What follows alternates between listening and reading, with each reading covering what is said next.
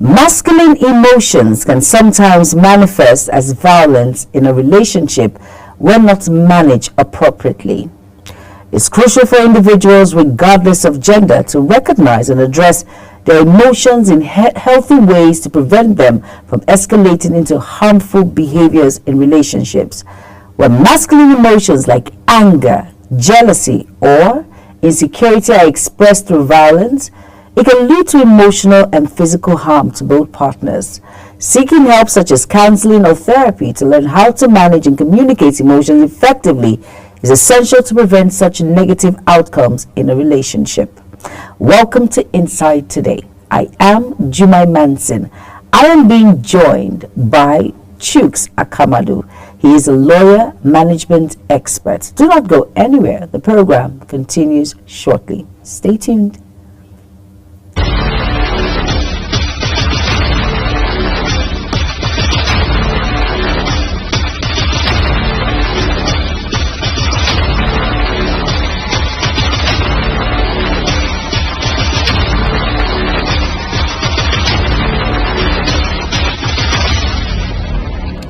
Get ready for it. Inside Today brings you issues relating to family, peer pressure, drugs, substance abuse, societal and topical issues making rounds. Join Jumai Manson on Global Television Monday to Thursday and it repeats every Friday. Time 2 p.m. to 3 p.m. Don't miss out.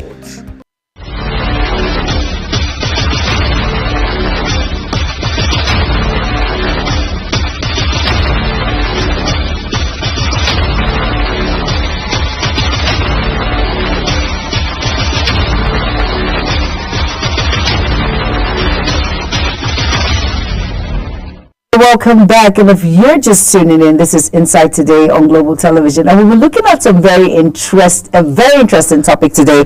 We're looking at relationship dynamics and masculine emotion as a factor. And like I said, I am joined by Barrister Chuks Akamadu. Good afternoon, sir. Thank you for being a part of the program today. Thank you so very much. I'm pleased to be here. I'm glad you're here. And then the people that have been following us on Inside Today, of course, Barrister Chuks has been on Inside Today. You know how we always plot it. I know we're not going to argue today. I hope no, so. We're going to have a decent conversation. Okay, great. Sister conversation. And we hope to impact and the lives of this. I hope so. Now, talking about this very important message when it talks to relationship factors, like I mentioned, relationship dynamics. Now, what are some of the common or major provocative factors driving male to female abuse? Wow. Why the sigh? Well, it's I have always been of the opinion that this issue of abuse in relationships runs deeper than we seem to see it to be. In the first place, now looking at the institution of marriage, the question I often ask myself is, how many spouses, how many partners living under the same roof are truly husband and wife? Because you find so many people contracting marriage on account of circumstances beyond them, and they eventually go to church, celebrate wedding, go to local government, get a certificate, and they begin to live together. What happens to the love factor? Good, that's what I'm saying. You will find that the society often presumes that when you have a man and woman living together, just because they've been to church, they've had something called wedding and wedding reception, that they are husband and wife. They are not necessarily husband and wife. They could actually be cohabiting. I'm trying to understand what you just said. My point is that so many people are just bearing the title husband and wife when they are not truly husband and wife.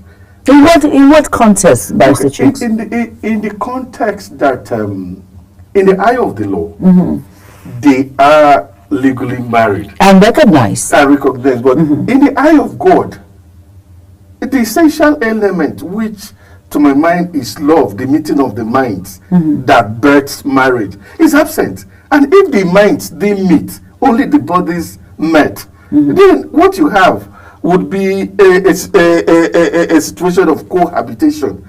Because it's just the man and the woman, they are partners living under the same roof, not necessarily husband and wife. Because if they were husband and wife, this issue of gender-based violence wouldn't be as prevalent as this.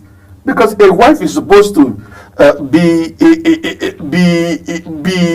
a pillar of support, and then a husband is supposed to be a protective fence around the wife. So that thing that leads a man to raise his hand on his wife that is supposed to be under his care, that thing should be probed.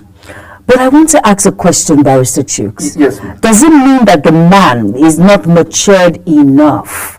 When a man raises his hands on his wife, was he not prepared for marriage? Does he understand that women, that is our weapon? We only do it to annoy you.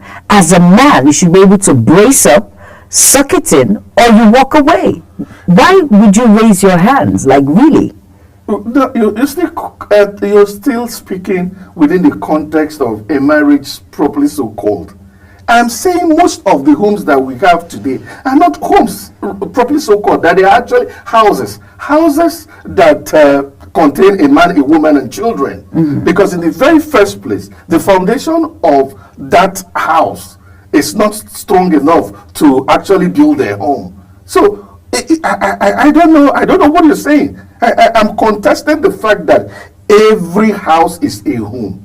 It's not every house isn't a home. And I'm saying they are quite okay. I'll give you one instance. Please do. Today, I have seen ladies who, on account of hardship, inability to parent, and all of that, went to have to have a fling with the man.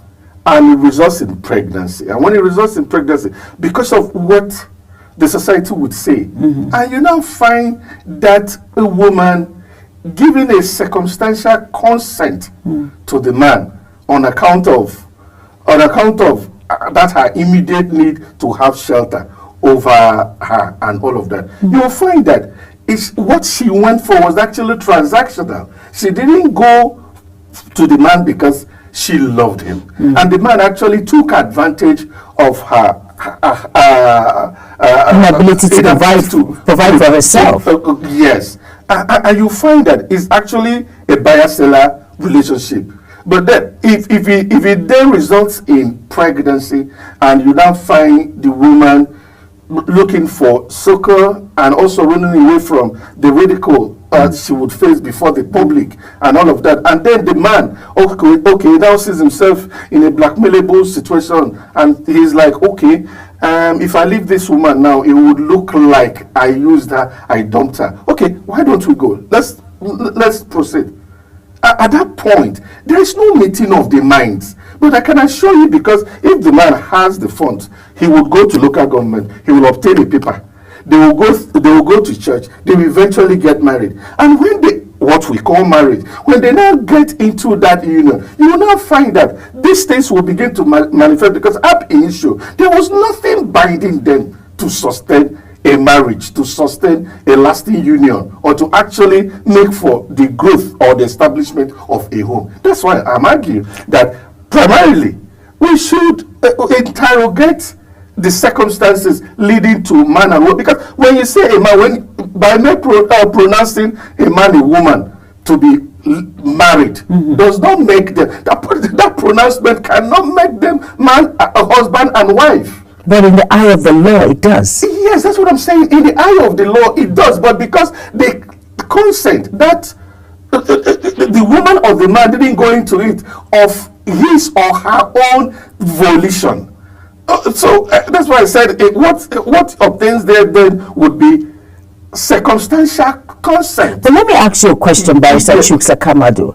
But what if at the long run, love occurs? Genuine love this time around from the male and the female. Okay. What do you call that? Okay, if genuine love, of course, if genuine love emerges along the way, of course, that is enough. It ratifies that charade that had happened in the past. Okay. As far as I'm concerned. Okay, if we want to base it on genuine love, to say that we can proceed with the conversation. Okay, please. Because if we are going to base this conversation on the presumption that man and woman living together, having gone through local government requirements, and then fulfill the religious obligation of going to church or going to mosque, that's okay by me. Okay, fine. Now let's move on, and like you call it a charade, a man and a woman living together. Let's say love is involved and all of that. Now, how much should a man put up with a woman in the context of dating or marriage? Okay, you see, for me, our advocacy when it comes to gender-based violence is actually wrong-headed. Wrong-headed in the sense that we seem to present the narrative to portray a picture of the war of the sexes or a gender combat. It shouldn't be so. Because if I, for instance, look at my wife with hostility and mistreat her, for instance, that wouldn't be a plus to me. Why? Because I have a mother, I have sisters, I have daughters, and all of that. So if a man is mistreating his wife, everybody in the society should consider it condemnable.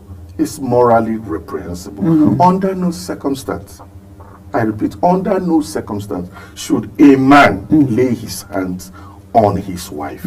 Why? Because my understanding of marriage, number one, is that when your wife walks into your life and you begin to build a home, that's your wife. Being your wife, being the waker vessel in that sense, is under your protective custody. Very true. So why would a woman who has come to be a support plank, a pillar, who has come to help you build, now become an object that you could use to as a punching bag? That's not fair. I don't understand it at all. Well, for me, I'll tell you, that's for me. I'm talking about myself. I have never done it. And because I have never done it, I have been tempted to do it in the past, I must confess. But for some reason, I've always been of the view that for a man to lay his hands on his wife, that's the height of weakness. I say it as an act of weakness. I say it as a betrayal of inferiority complex or insecurity. Because for me, the strength of a man on the home front shouldn't be found in his ability to unleash violence, which is true, on the wife. But I want to ask a question, Barrister Kamadu. Sorry that I'm going to cut you short. What happens when the ego is bruised? Most men can't take that. They do not understand that women, that's where our strength lies, our mouth. I was coming to that. Jumai, please hear this, and please, I also want my other sisters out there to hear this and know peace. Okay. There is no difference between physical injury and emotional injury. Really? Oh yes. I'll tell you, even if you can find a difference, then it means emotional injury is even worse. I'll tell you why. Physical injury can heal. Emotional injury hardly ever heals. I will tell you, when women, like I said, under no circumstances should a man lay his hands on his wife. True. That is settled. But come, I will tell you that not all men, you call it maturity? Well, okay. You have to be mature in order for you to be married. Okay, a woman should, if you go by that logic, a woman should also be mature enough to take in the physical assault. Did you not mention that you are like the security to shield the woman? Oh, that's what I'm. No, that's. So you should understand that according to you, which everyone knows that she's the weaker sex. So take it all in, suck it in like a man, and move on. Oh no. Really? Patience is not infinitely elastic. That is why you are a man. Oh. That is why there's something something like, no, Barrister Kamadu, that is why there is something like walking away. That is, let me ask you a question, Barrister. No, Barrister Kamadu, wait. Let me say, you've been talking since I didn't say anything. Okay. You know what? I do not understand. Sometimes I wonder, men, what do you think? Sometimes I just wonder. A woman says something harsh to you now, and the next minute she gives you food. Meaning, what I just said, I didn't mean it. Move on. But some men will take it as an avenue to keep malice, to be angry, to do all sorts. Jumai, would you let me respond? Okay, please do. Thank you for your kindness. Now, let me tell you, most relationships suffer on account of the man's inability to draw a line between the nature of a woman and the character flaw of a woman. Most relationships fail on account of a woman's inability to draw a line between the nature of a man and the character flaw of a man. Now, I will tell you, whether you like it or not, men, we are all ego. How come you guys or women find it difficult to accept the fact that men are all ego? Don't step on it. You can do anything to us and get away with it. You don't step on a man's ego. Let me ask you. Let me just as it's not good, just as it's not also good to cheat on a woman. You can't cheat on a woman in a marital relationship and then you expect her to remain same afterwards. No, there's some women who are forgiven like that. Wait, no, but that is no. That is the maturity. Exception to understanding. That is not why we should. Excuse me. That's not why we should encourage the wrong. No, we're not encouraging. The general rule is that men are all ego. Take it from me. True. And I'm saying that every sensible woman who is in a relationship, a serious relationship that she holds there, should always consciously try not to touch on the ego of that man if she really cherishes that relationship. So what's so difficult about that? But sometimes what's so difficult about women being very sensitive to this particular aspect of a man's nature? But you know, sometimes listen again, and I said that's not the character flaw of a man.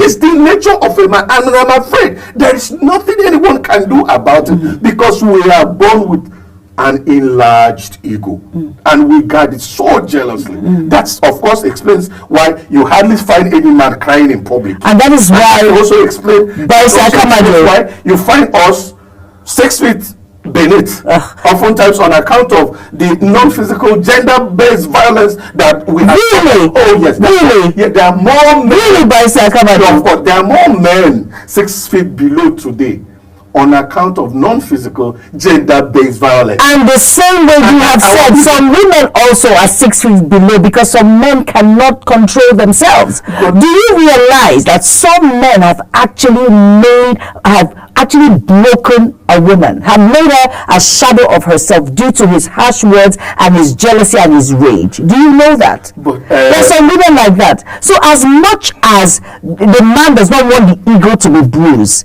there's always a balance. Jumai, I don't find our point of departure. I cannot see where I disagree with you or where you disagree with me at this point. What we should be doing is talking to the public, asking men to please at all times show maturity, show restraint, show caution, exactly, demonstrate leadership by making sure you don't get to that point where you now physically assault your wife. And we should also be telling women, the women should stop telling us that's who they are. Excuse me, you run your mouth and then you injure the ego of a man and you reduce his self-worth vanishes. She doesn't mean it sometimes. Okay, if going by same logic, when a man raises his hand and drops it on the body of the wife, he also doesn't mean it sometimes. That's lazy. That's lazy. An escapist. You couldn't be saying that. We are talking about two adults here, and like I said, if husband and wife truly cherish their union and they want their marriage to thrive, husband should be sensitive to the needs of the woman. The woman should also be sensitive to the needs of. You just can't be in a marriage and you say, oh, this is who I am, I'm like this. There's nothing like I'm like this. because it's the meeting of the minds. You course. move a bit, I move a bit, they will meet. There must be a middle ground. You don't stay back and you expect the man to take all the spanking, and then because you are a woman, you expect the man on account of maturity to suck in all of this. And when you push a man to the wall, of course, whether man or a woman, the person wouldn't have a choice but to do what? Bounce back. So women should refrain from pushing men to the wall, and men should also refrain from bouncing back in a manner that is disproportionate. All right, Pastor Chuks, well said. It's always a pleasure having you on the program. I like the fact that you've decided to strike a balance.